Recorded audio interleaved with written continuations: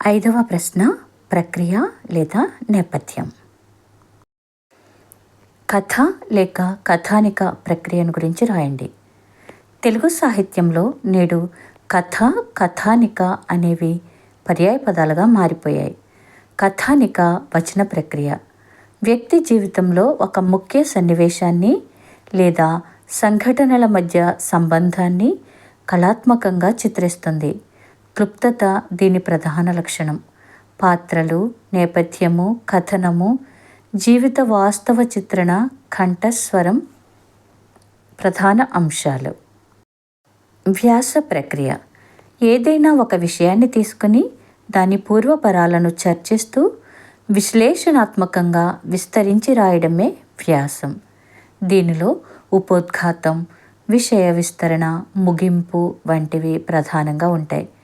వ్యాసంలోని విషయాన్ని బట్టి చారిత్రక, రాజకీయ, సాంస్కృతిక, శాస్త్ర, వైజ్ఞానిక, సాహిత్య, తాత్విక, ఆధ్యాత్మిక మొదలైన విభాగాలుగా విభజించవచ్చు.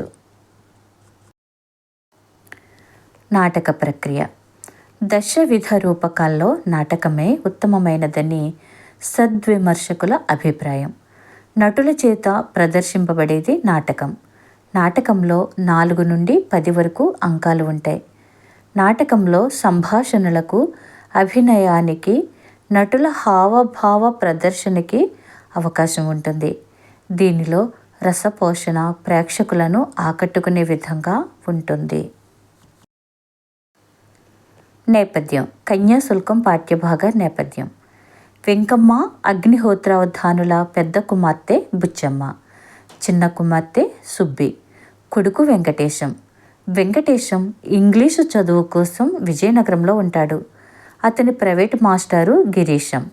పరీక్ష తప్పి సెలవుల్లో ఇంటికి ఏం ముఖం పెట్టుకుని వెళ్ళాలా అని వెంకటేశం ఇబ్బంది పడుతున్న సమయంలో గిరీశం అతనికి భరోసా ఇస్తాడు.